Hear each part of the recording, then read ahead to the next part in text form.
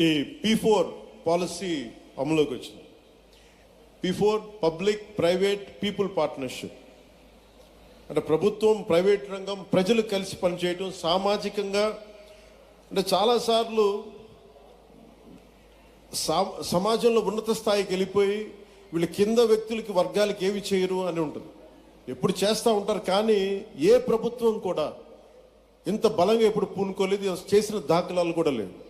వ్యక్తులు చేస్తుండొచ్చేమో కానీ దీనిని ఒక ప్రభుత్వం నుంచి ఇలాంటి పథకానికి శ్రీకారం చుట్టినందుకు మనస్ఫూర్తిగా శ్రీ గౌరవ ముఖ్యమంత్రి శ్రీ నారా చంద్రబాబు నాయుడు గారికి మనస్ఫూర్తిగా వారికి హ్యాట్స్ ఆఫ్ తెలియజేస్తాను. ఎందుకంటే 90s అంటే ఒక నాయకుడు ఒక పొలిటికల్ లీడర్ వచ్చే ఎన్నికల గురించి ఆలోచిస్తాడు, కానీ ఒక నాయకుడు ఒక నిజమైన ఒక విజనరీ లీడరు వచ్చే తరం కోసం ఆలోచిస్తారు.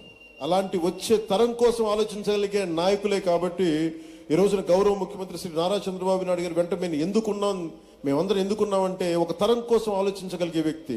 ఇప్పుడు ఒక తరం కాదు 2-3 తరాల కోసం ఆలోచించే వ్యక్తిగా ఉంది. అందుకని వేదిక పైన ఇక్కడున్న ఈ బంగారు కుటుంబం ఈ పాలసీకి ఉన్న వాళ్ళందరూ చూడండి, చిన్నపిల్లలందరూ ఇంకా ఇంటర్ చదువుకుంటున్నారు. వీళ్ళందరికీ నాకు పరిస్థితి బాగలేదు కానీ నా బిడ్డల పరిస్థితి బాగుండాలని ఏ తండ్రికైనా ఏ తల్లికైనా ఉంటుంది. వారికి ఎలాంటి చేయూతనివ్వాలి, ఎలాంటి సలహాలు ఇవ్వాలి, కొన్నిసార్లు ఆర్థికంగా కావచ్చు, కొన్నిసార్లు ప్రత్యేకమైన పరిస్థితులు కావచ్చు, ఏమిస్తే బాగుంటుంది అనేది ఈ నలుగురు కలిసి మనకి అటు ప్రభుత్వం తరపు నుంచి అటు ప్రైవేట్ రంగం నుంచి అటు ప్రజలు కలిసి పనిచేయటం ఇది చాలా చాలా ఒక గ్రేట్ ఇనిషియేటివ్ మనస్ఫూర్తిగా. అది అంటే దాదాపు 1,70,000,000 మందిని ఈ కుటుంబాలని విశ్లేషిస్తే దాంట్లో 1,28,00,000 కుటుంబాలని దీని ప్రాథమిక మన జాబితా తయారు చేస్తే దీని నుంచి 30 లక్షల కుటుంబాలని ఎంపిక చేసి గ్రామ సభల ద్వారా దీన్ని నిర్ధారిస్తున్నారు. అలాగే అన్యాయంగా ఈ పథకాలకు లేకుండా తొలగించబడిన కుటుంబాలను గుర్తించి అన్ని సవరణలు చేసేందుకు ప్రత్యేకంగా ప్రణాళికను రూపొందించారు. తుది జాబితాలో 28 లక్షల కుటుంబాలను మొదటి జాబితాలో తుది జాబితాలో 28 లక్షల కుటుంబాలని ఎంపిక చేస్తాం. దాంట్లో భాగంగానే ఈ రోజున మన ముందున్న వేదిక పైన ఉన్న ఈ బంగారు కుటుంబం రిసైపెన్స్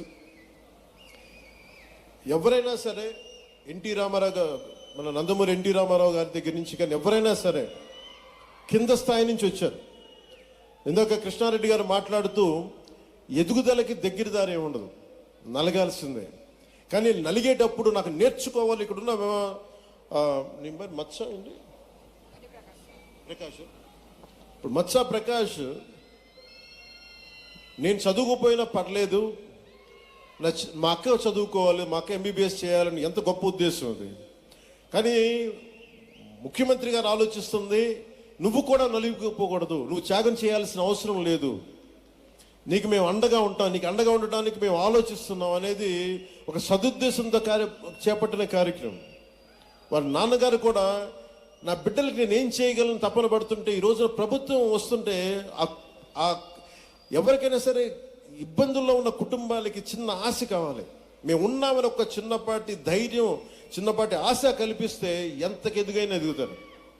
నేను కూడా నేర్చుకోవాలనుకుంటున్నప్పుడు చెప్పేవాళ్ళు ఎవరన్నా లేరే, మనకి తెలివితేటలు మనకి ఇట్లా ఎల్లురా అని చెప్పేవాళ్ళు ఎవరు లేరే అంటే ఆ రోజున కనుక మనకి ఎదిగే వయసులో సరైన మార్గనిర్దేశం అంటే దిశానిర్దేశం చేయగలిగే వ్యక్తులు ఉంటే చాలా అద్భుతమైన ఫలితాలు సాధించగలరు.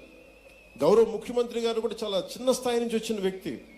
పదే మాకు క్యాబినెట్ మీటింగ్స్లో చెప్తూ ఉంటారు, మాకు సరైన నీళ్ళ అవకాశాలు ఉండేవి కావు, రోడ్ల అవకాశాలు ఉండేవి కావు. ఆయన చెప్పిన దాంట్లో పబ్లిక్ ప్రైవేట్ ఈ పార్ట్నర్షిప్ ముందు నుంచి కాదు, ఆయన చిన్నప్పటి నుంచే ఉందని దాని మాటల ద్వారా తెలిసింది. గ్రామానికి రోడ్లు లేనప్పుడు తలా ఒక ఎద్దుబండి తీసుకొని మట్టి తోలుకొచ్చి గ్రామానికి ఒక రోడ్డు వేయిస్తే బస్సు ఆగుద్దని ఒక ఉద్దేశంతో ఆయన నాయకత్వపు లక్షణాలు చాలా టీనేజ్ నుంచి ఇంకా కాలేజీకి వెళ్ళిన దశ నుంచే మొదలైనవి అని నాకు మా మాటలు అర్థమవుతుంటే వారు చెప్తా ఉంటే అలాంటి వ్యక్తే కాబట్టి ఈ రోజున నేను ఒక్కనే కాదు అందరూ ఎదగాలి, రాష్ట్రంలో ఇన్ని కోట్ల మంది ప్రజలు ఈ కష్టాల నుంచి బయటికి రావాలని ఆయన చాలా ఉన్నతాశయంతో సదుద్దేశంతో నిర్వహించబోతున్న ఈ పథకం దిగ్విజయం కావాలి.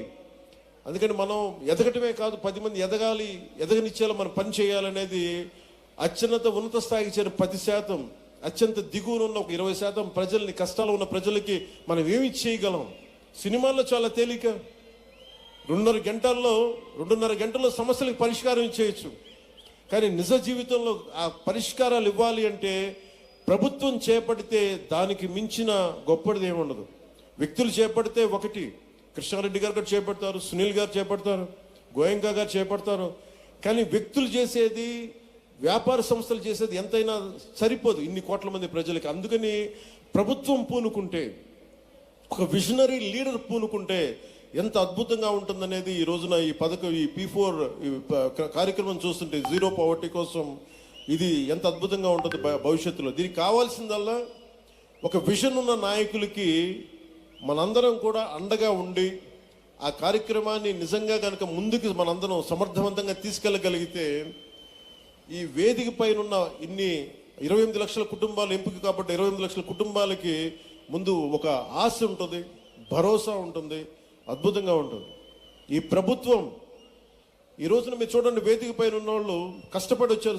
సునీల్ గారు కష్టపడి ఎక్కడో చదువుకొని ఇక్కడ విదేశాలకు వెళ్ళి ఉద్యోగాలు చేసి బ్యాంకర్గా ఉండి మళ్ళీ దాన్ని ఒక స్వతంత్రంగా ఒక గ్రీన్ ఎనర్జీ సంస్థ స్థాపించి నలిగిన వ్యక్తి. ఇక్కడ కృష్ణారెడ్డి కూడా గారు అంతే. ఇలాంటి వ్యక్తులు మన ముందున్నారు. ఇలాంటి వ్యక్తుల్ని గత ప్రభుత్వానికి, నారా చంద్రబాబు నాయుడు గారి కూటమి ప్రభుత్వానికి తేడా ఏంటంటే, గత ప్రభుత్వం వ్యాపార సంస్థలు వెళ్ళినా, ఎంటర్ప్రెన్యూర్స్ వెళ్ళినా